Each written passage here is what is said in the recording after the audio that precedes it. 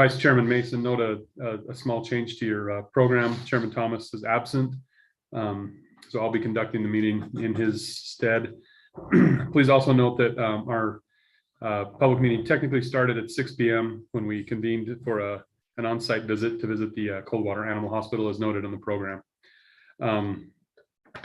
We'll start, however, this meeting, as we always do, with an invocation and a thought. Commissioner Lunt will give our invocation or thought, followed by the Pledge of Allegiance, led by Commissioner Barker.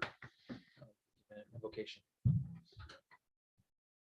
Our Father in heaven, we're grateful for the opportunity that we have to be here tonight to meet as a planning commission and as citizens of North Ogden City. Grateful for the opportunity to have this body to plan for the future needs of the great city that we live in, and ask you to bless us as we do so tonight, that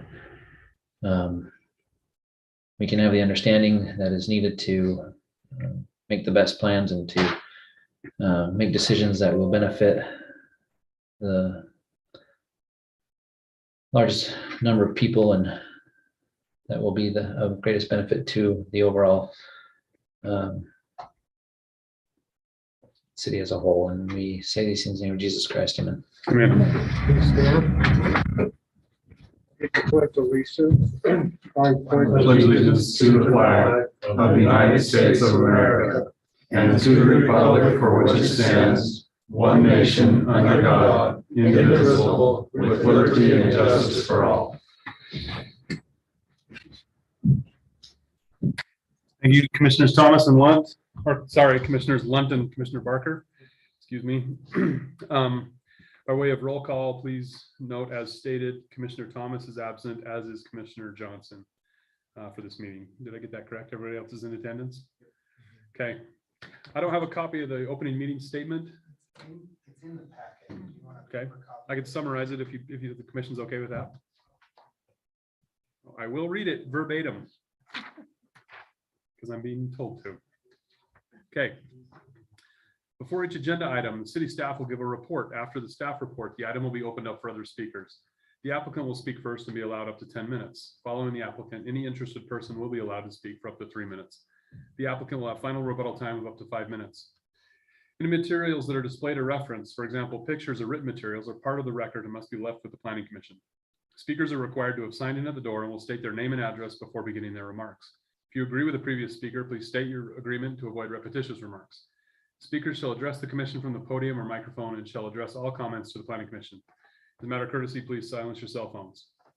There's a special addendum for those who may be attending on Zoom. The same thing applies, meaning we're going to give you up to 3 minutes to speak, up to 5 minutes if you're the applicant. If you do wish to speak, you may have to use the raise hand feature on Zoom, and then we will, I'll just read what it says here. Speakers are required to have registered their full name on Zoom. I'll state their name and address before beginning their remarks. If you agree with the previous speaker, then state your agreement to avoid repetitious remarks. The point is, use the hand raise feature and we'll elevate you to, because we are here interested in hearing any comments. Thank you. Okay, now we come to the point where if we have any ex parte communications or conflict of interests for disclosure. Okay,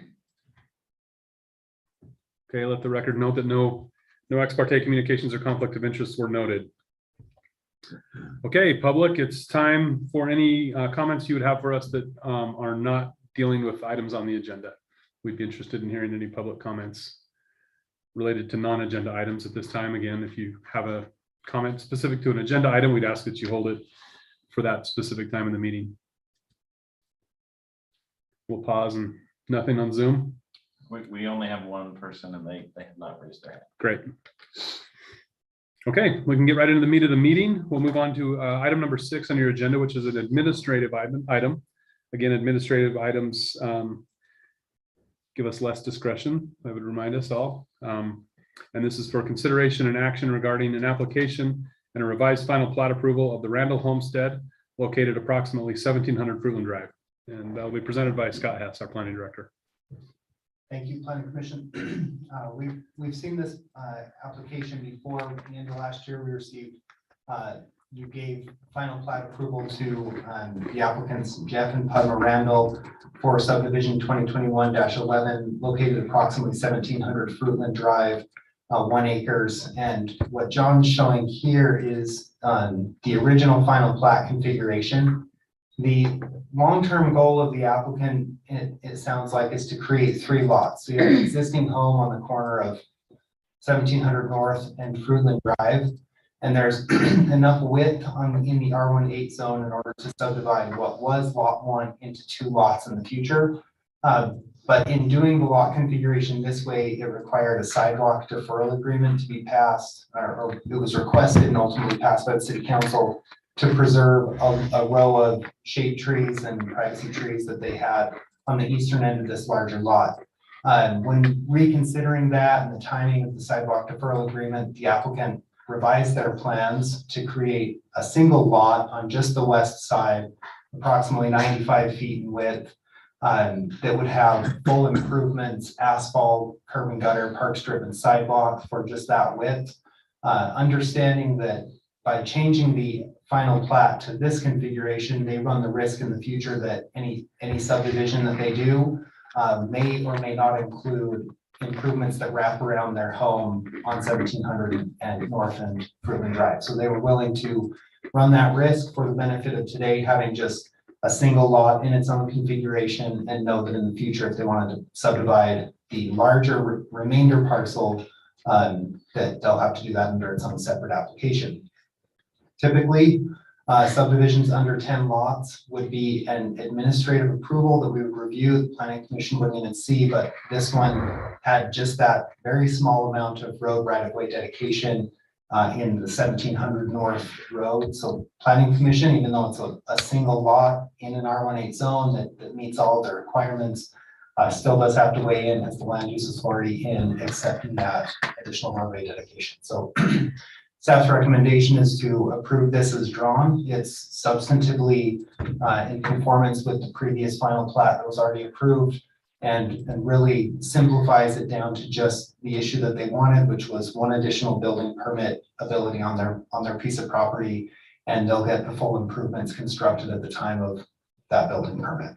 And those full improvements include a sidewalk, or is there already a sidewalk there? There's no sidewalk here, and then just to the west of this is one additional narrow agricultural piece of property, and then from there you'll connect to the sidewalk. So there's about a 50-foot gap or so west of this lot 1 that would be picked up if that person to the west ever does another subdivision. So we're going to put in a 100-foot sidewalk to nowhere. It's its own 100-foot piece of sidewalk. Yep. And those big trees are on the east side of it. Yeah, east of here. Thank you. So Is our applicant here, and would they like to address us? they're not in the audience, are they online? They are on Zoom, yes. Okay. Let me see if they'd like. Sorry, I'm pulling up their own screen. They haven't raised their hand. Okay. Well, they do not have to address us. I think the presentation was pretty straightforward. Is there any other public that would care to address on this item? And we'll pause for a minute and give someone a chance to speak up if they choose. Okay, in absence of any public comment or any applicant comment, planning commissioners, this is your chance to discuss the item and or make a motion.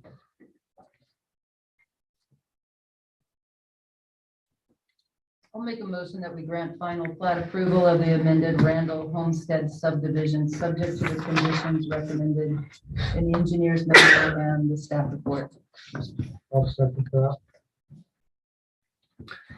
Okay, we have a motion and a second for approval of the item. Any further discussion before I call for a vote? I too felt that the presentation stood on its own, and it really just seems like one of those administrative things that come before us, but there's not a lot of debate on this one. Are we prepared for a vote? Okay, Commissioner Watson, how do you vote? Yes. Commissioner Lunt, Yes. Commissioner Barker, Yes. Commissioner Nancaro, Yes. and I'm a yes. The motion passes, and we can move on to item number 7. Item number 7 is a legislative item, giving us more discretion, planning commissioners. It is a public hearing, consideration, and recommendation on a legislative amendment to consider adopting the Century Farm Planned Unit Development Zone located approximately 281 East Pleasant View Drive. And Scott Hess is going to present that to us again. All right, thank you, Planning Commission. Chairman. So John Hanson Real Estate Group's been working with the city on this rezone for actually approximately a year. Last May, it went to city council, it was tabled. You might remember that this piece of property owned by Jerry Shaw and applied for by John Hanson Real Estate Group was requested for a rezone for residential R3. It had a townhome project on there. The planning commission supported that based on findings within the general plan and its proximity to downtown, access to services, civic services, schools. Council ultimately determined that project in that area didn't make sense from a legislative standpoint and asked them to reconsider. They've been working through a number of iterations with staff, and staff's really pleased with the outcome of this. It's a 36 lot, single family home subdivision. 2 of those lots are retained as half acre or just slightly larger in the RE20 zone. So you really have 34 lots of single family, coming with some additional funding to help build out an open space on the city's old public works site. And really what they did is they created a plat or created a drawing and then have brought forward a zoning text amendment request that meets that drawing. So instead of having a drawing and then you have to conceptualize or visualize what the subdivision looks like, they went the other way, draw the subdivision, and then let's write the rules to make this thing possible. If this looks familiar to you, they began with the template of the Quail Ponds subdivision, which is a planned residential unit development. You can use the PRUD tool on parcels that are 5 acres or greater, and it allows you to create some zoning flexibility. And I don't think North Ogden is completely unique in doing this, but it's unique as far as cities that I've worked for to write a specific zone that's related to a subdivision or a development, but it does cast that kind of in concrete in the zoning code and then could maybe be tweaked in the future, as opposed to most PRUDs are just identified as such on a zoning map and then have a development agreement that you have to go out and find the development agreement that lists all of those conditions, like the Village of Prominence Point, for instance, which is an NBC zone. So what you have in front of you is a small lot, single family template for lots that range down to about, I'll just read it so I don't get the text wrong. The lots go down to as small as 4,000 square feet. They have a 40-foot minimum lot width, which is 10 feet narrower than Quail Ponds. We've talked to the applicant about some of the there's concerns, but there's just items you have to plan for in narrow lots, such as location of the utilities, the width of the drive accesses, making sure those driveway accesses don't cross things like water meter boxes or secondary water boxes. The front setbacks are 20 feet unless the house sits in front of the garage, in which case the house could be as up 18 feet away from the street and the garage would be pulled further back. The rear is 15 feet and the side yards are 5 feet on both sides. So this isn't a 0 lot line subdivision that happens sometimes with single family homes where one side might be stuck right on the property line and then you might have a 10-foot side yard. But this would be 5 and 5 on each side. That allows for basement windows or air conditioning units, hose bibs, that sort of thing. You kind of have a protective space around the home. And they've also brought together some plans too. So anytime you have a small lot, single family zone, you want to make sure that you have a house plan that can actually accommodate and sit on those lots. So the applicant has done a significant amount of work leading up to this point to create the rezoning text amendment.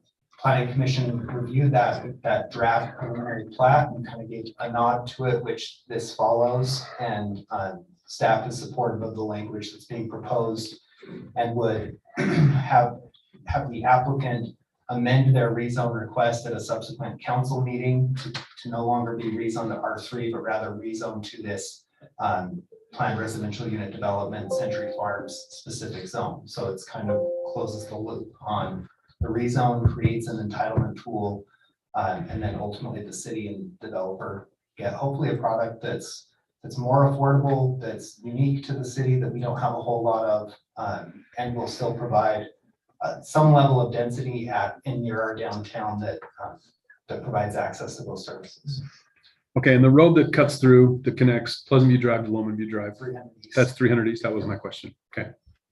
And 300 East is still planned to be a wider road right of way, a major collector in the future. And then there's one cul-de-sac that comes off of 300 East. And the cul-de-sac bulb on that is slightly smaller than the public works standards, but within the size that the city engineer, we talked about this, but believes that we can accommodate that with our fire turnaround, garbage turnarounds, and vehicles accessing that.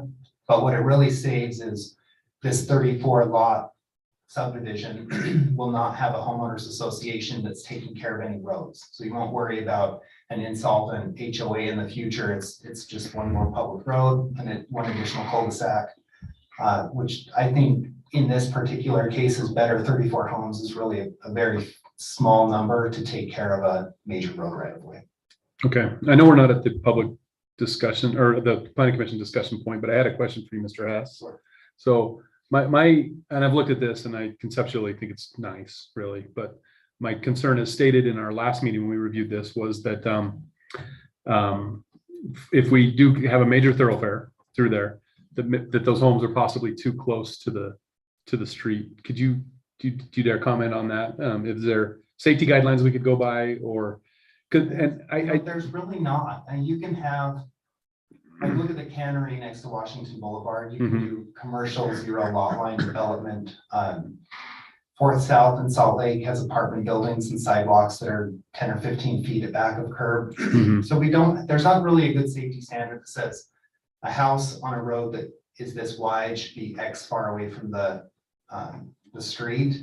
300 East will provide a vital north-south transportation connection. Yeah. But I would hesitate to say, well, people will drive fast on it because it's a wide road, but it's not designed to be a fast thoroughfare. Yeah. Actually, I see it's a big purpose of it coming in. If the intersection where we took our field trip to today, it's possible that one day is not an intersection anymore and that gets plugged off, in which case traffic will funnel from Pleasant View Drive up 300 to Lowman View so people can get onto Washington, either a right or a left there. And granted, I agree with you that I don't think traffic gets going fast over one block. Okay, but I do think it will be traveled. And we spoke in here, I know we're not a public discussion or our discussion yet, but I'm prefacing this so when our applicant speaks, he can kind of know where my head's at. We've talked in here about a subdivision that exists in Harrisville off of Washington Boulevard and not wanting to shovel traffic down it because this is around 1,000. It's 1,500 north. 1,500 north. Okay. Yeah. Just right where the border of North Ogden and Harrisville are on the west side of Washington. We didn't want to make traffic going down there because I felt that the townhomes were close to the road. I think this puts us further away from the road, but the same principle applies in that, we're going to have front doors a little closer to the road. Now, I think this is a great use of the land, just so that everyone knows where I'm at. But that is a concern that maybe you could tailor some of your comments to that. Okay. There's a last page of this. For some reason, I'm unable to open it, but I think it's Exhibit C. Is it actually a picture of the development, proposed development? Yeah, could we pull that I up? couldn't open it on my iPad for some reason.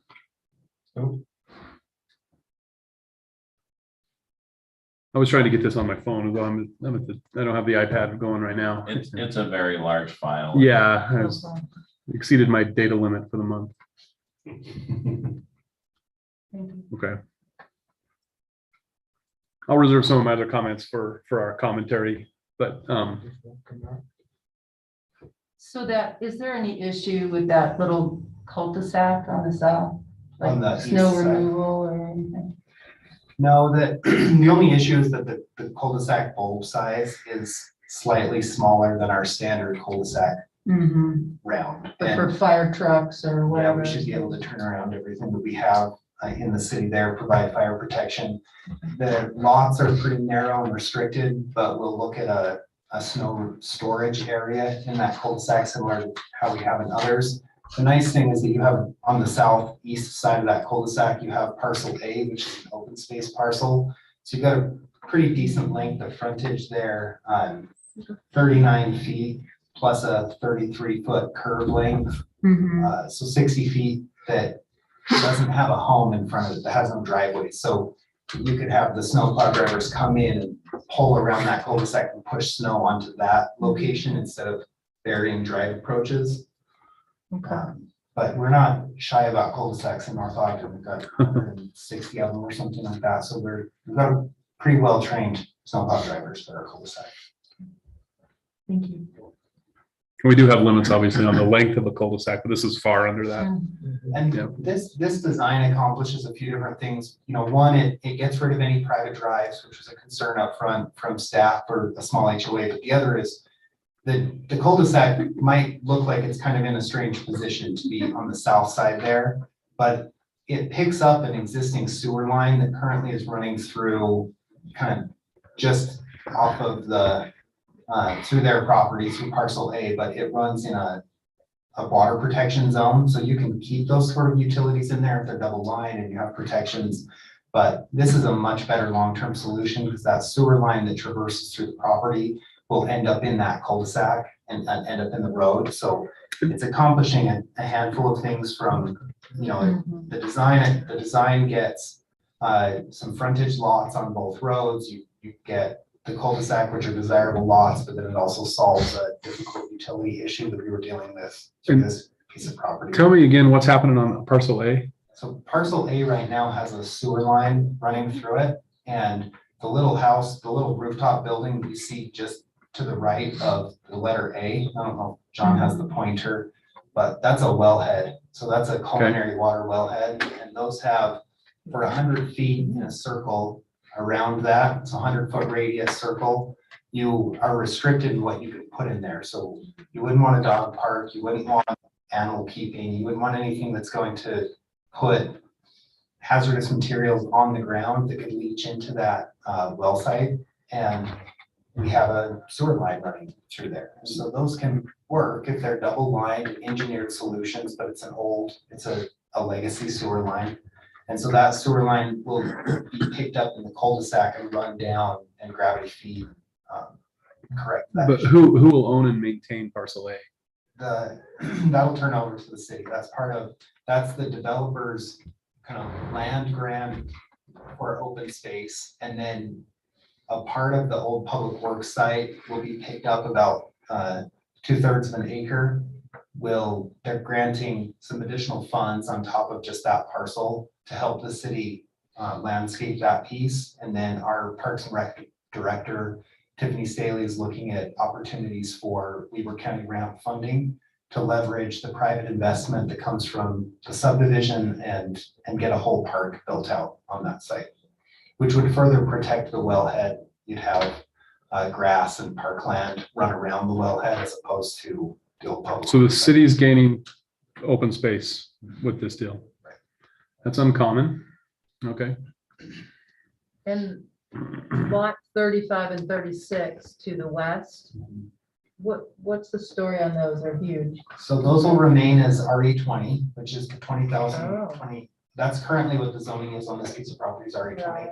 And really the story with those is that the only way to access those parcels was through another cul-de-sac or a private drive configuration. And by the time you punched another full-size cul-de-sac through those other lots, you actually had a net decrease in lots. So the trade-off for the developer was you got 2 large lots to sell as historical agricultural lots in North Ogden with frontage on Pleasant View Drive. And then it ignores kind of the road configuration you need and to run north and south. So.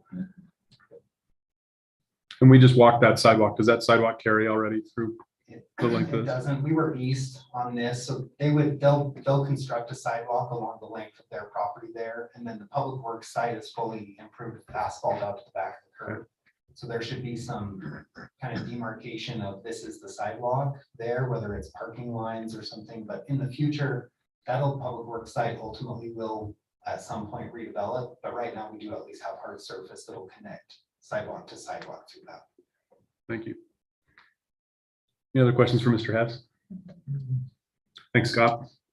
Okay, would our applicant care to address us? I mean, it's your option. The last guy didn't. A little. I think Scott has done an excellent job with the city, just not in this presentation, but planning it out with the mayor and the city council, and it'll be the first one of its kind in North Ogden. So we're very excited to see what the receptive mood of the town will be, and I want to make them nice. They're not going to look like cracker boxes. So we'll have some good relief on the front of those. So I think that's not what I really wanted. I wanted townhomes. But this, I think, is a good start for the city for a new idea to come. And so appreciate you considering moving this forward. We've been a long time getting to this point. Thank you. Thank you. So Mr. Hanson, who do you see as, Mr. Hanson, John? who do you see as the, You got to talk loud now. I don't have Geneva. who do you see as the potential owners of these? Like 55 and older? No, or are these just- young families or? Hopefully there'll be young families or middle-aged families. I'm not going to restrict this for 55 and older. There's too many stairs. So it wouldn't work good. I was just curious. Thanks. Thank you. Do you have any public that would like to comment on this matter? You'll need to open the public. Oh, we do need to open the public hearing. That's right. We do have a public hearing. Okay. Let's open the public hearing. I don't think we need to move on that, do we? Okay, the public hearing is open. And we have no public? Nobody online. There's nobody online.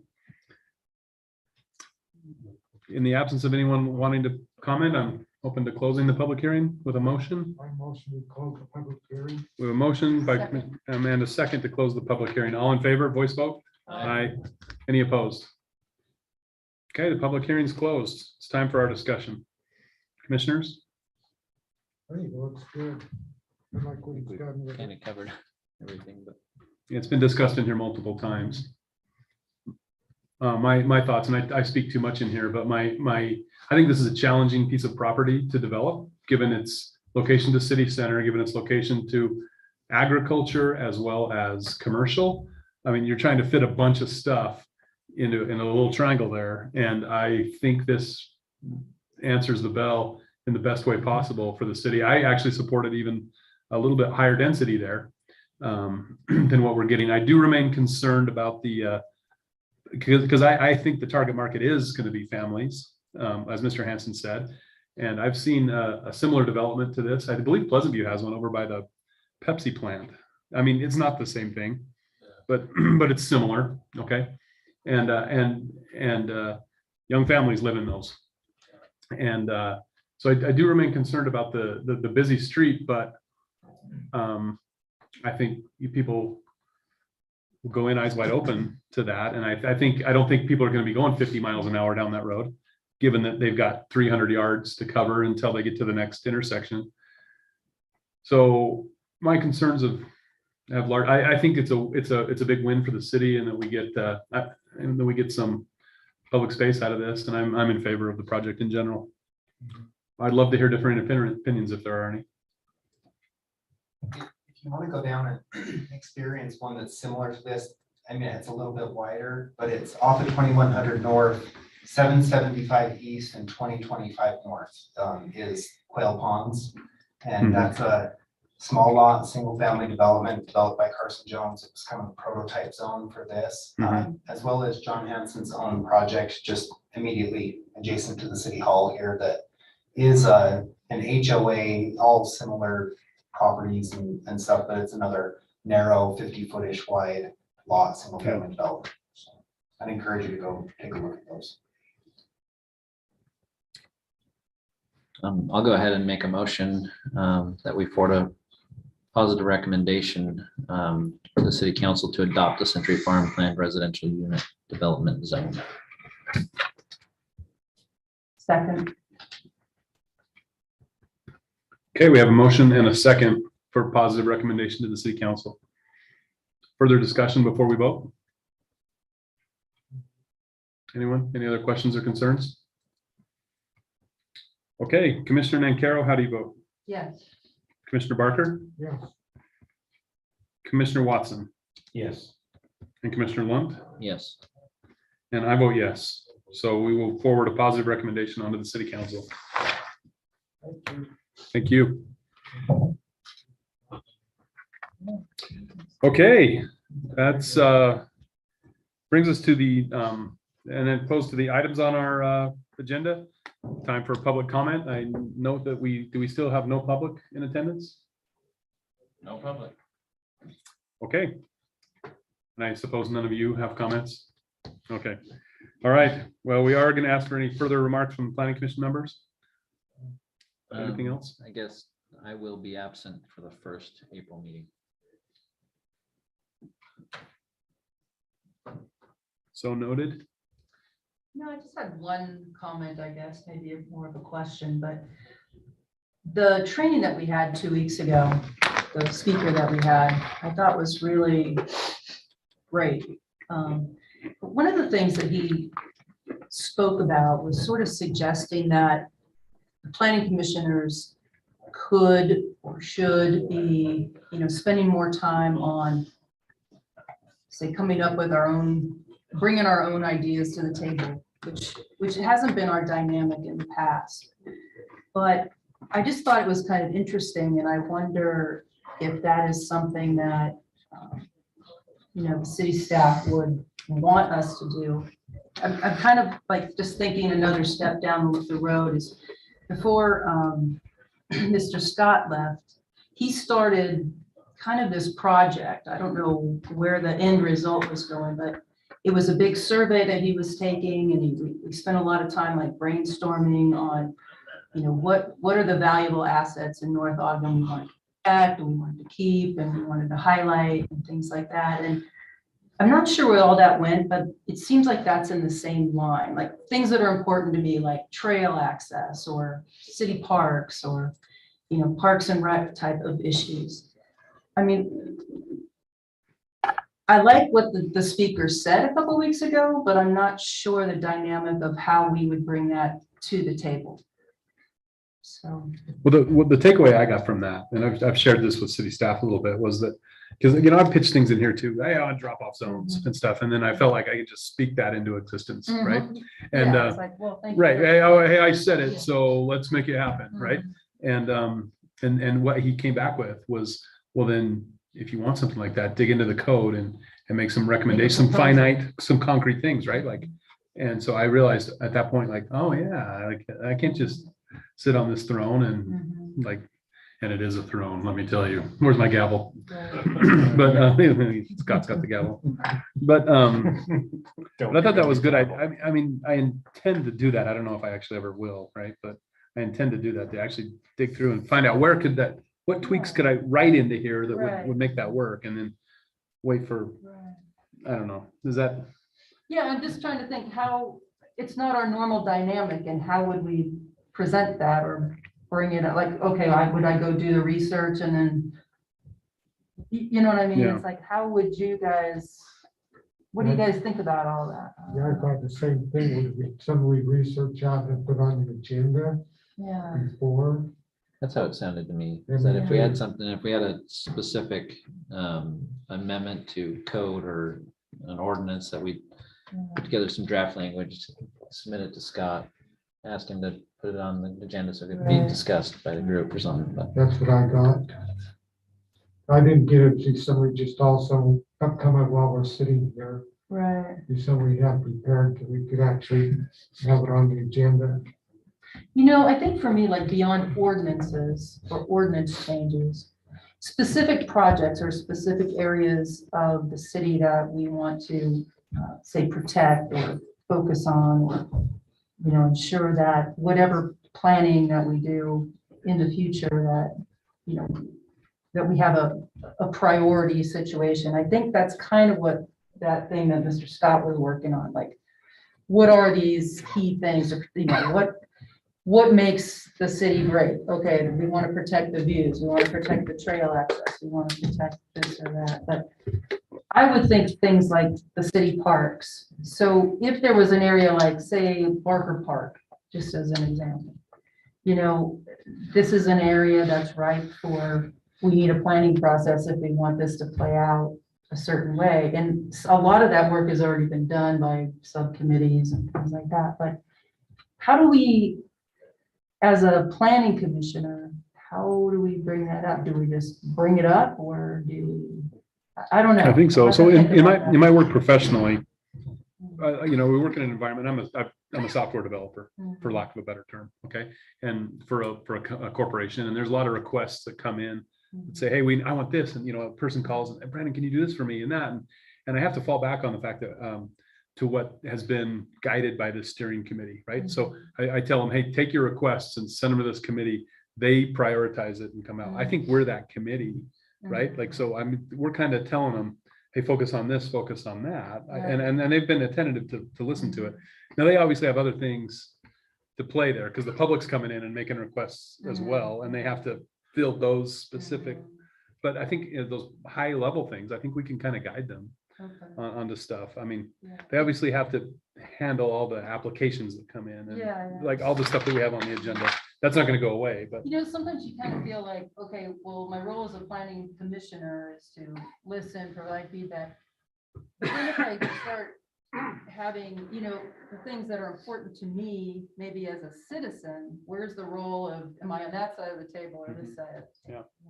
There's a thought you could, you didn't have time to research out, you said, can we put this on the agenda for the, for commissioners, have ideas of kind of maybe brainstorm ideas of how to work with something and start putting something together. but putting something on the agenda is different when it's vague versus when it's specific, right? We deal here in specifics. We approve 2 very specific things today. And if we say, oh, what about the, let's talk about light poles.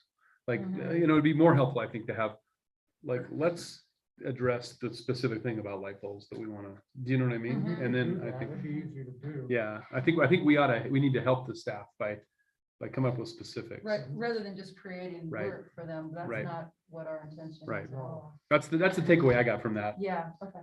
So, Thanks. and while you're at it, can you come up with something for drop-off zones? Like, I forgot that a lot of those things where you're trying to come up with the general plan thing, that's a living organism, it's evolving all the time. Always, the general plan's always being tweaked, always being moved around to fit what do we want. It's just not something, always a general plan in concrete, that's not the way it should work. it's fluid. Mhm. Thanks, Commissioner. Did that answer any questions for you? Yeah.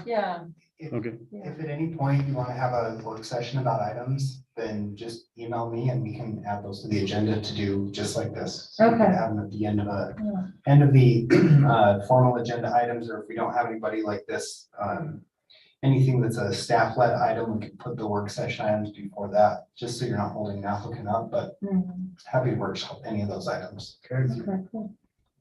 Oh, it just got me, that was a really interesting presentation. Yeah, well, I thought it was great. Yeah, I've got a lot out of almost all of our trainings. So, Thank you. okay. Any other remarks from the planning commissioners? How about our planning director? Just 2 things. One is next week is the Utah APA, the American Planning Association chapter conference down in Kanab. I have built into the budget request for next year, the planning commission to attend that training. So Speaking of helpful trainings, that one in Moab was It was fantastic. awesome. so we'll see if we can get planning commission there next year. And there is a local training that happens in the fall that is easier from a budget standpoint. I didn't attend that last year. So it's been 2 years for me since I've attended an APA training. I was Moab one, but looking forward to that. Brandon Bell and myself are going down and learning from them. So where's the local one? It's in the So fall. they- I've been to they that one in hold it- Salt Lake. So they hold it in like Salt Lake Valley or Utah, Salt Lake, Davis or Weaver County. Yeah, it was in Brigham though, a few years ago, wasn't it? So they hold in northern Utah and then southern Utah. So I see. right now in the spring, it's always down south somewhere or like Uinta Basin area. So Kanab, and then last year it was in Taylorsville. So who knows where it's gonna be. So if you guys do decide to bookmark that for like an event, like a Canap thing, what was super helpful with that, I thought, was, we attended the conference, and then after we had, Like a team building. right, well, the team building, but we also had some special one-off training from, I can't remember her name, Right, Right, right. Meg Ryan. I knew it was someone, I was thinking Kathleen Kennedy for some reason, but it was, yeah, it was. So we had this, like, we sequestered that, and I think that made it more worthwhile. Because it's there's a considerable expense for the city, for that, but that thing with Meg Ryan combined with the conference really made that, to me, a worthwhile experience. It was good. Yeah, so I would think if we did that, I would hope we maybe couple it with something like that again. Okay, I'll keep that in mind, and I'll keep you up to date on the budget stuff. We'll know before July 1, but July 1 is the beginning of the next budget year, so we'll have a good understanding where we're at. State legislative session wrapped up on March 5th. The legislature made fewer waves in local land use planning than we expected them to, but there are some significant changes in the moderate income housing plan requirements that are coming, along with new state database of information. So Planning Commission will be really involved in that. They have changed the adoption date back to October 1 instead of end of December. So we'll be looking at that probably beginning in the summer, and depending on when the state has their data available, because right now the data is pretty poor that represents that. And then just a last quick note, I think I let everybody know that I had applied for Wasatch Front Regional Council planning assistance funding. We were awarded the funding that will look at the Southtown Commercial Center. So the city was awarded $100,000 for a consultant to come in and look at market study uses, what the future of Southtown Commercial Center is. Is that the King's Plaza, whatever, Macy's? King's Plaza, Yeah. Cannery across the street. I'm thinking of it as kind of the cross section of 2000 North and Washington Boulevard. With that being, really, it could be a grand entrance of something to the city. It's right there on the southern border. Huge number of future residential units that are currently entitled in that area, as well as significant area of our future moderate income housing. There are some townhome buildings in developments. that plaza that are really hindering what that plaza could become.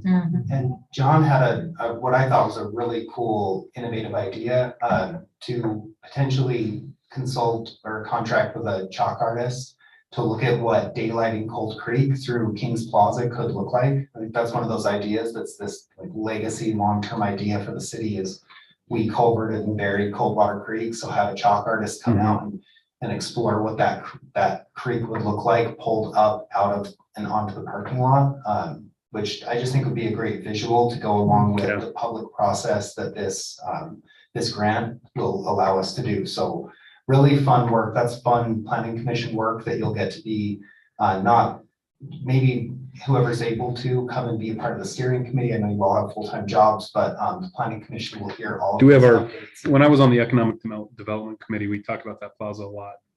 Are they involved with Yeah, so that? we'll have Lynn Bexell, the new chairperson for that committee, and JD Dalpass and Terry. Terry. Yeah. So Terry Bexell, thanks. And I stole the idea from Evan Nelson.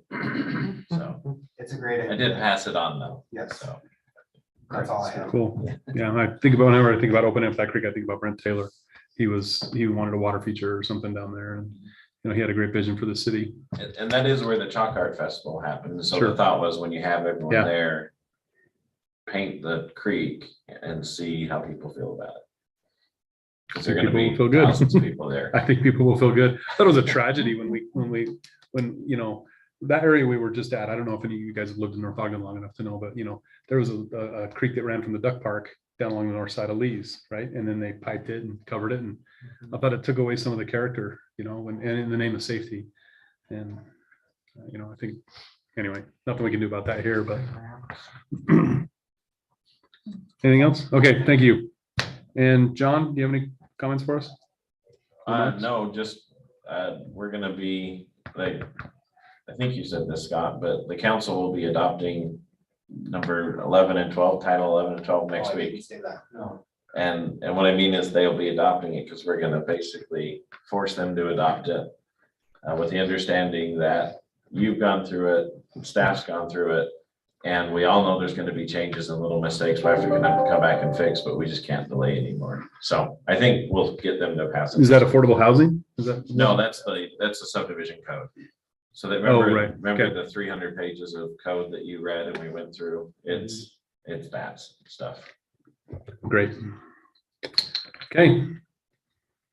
Entertain a motion to adjourn. I move that we adjourn. I'll second it. All in favor of adjournment, say aye. Aye. Any opposed? Thanks, everyone.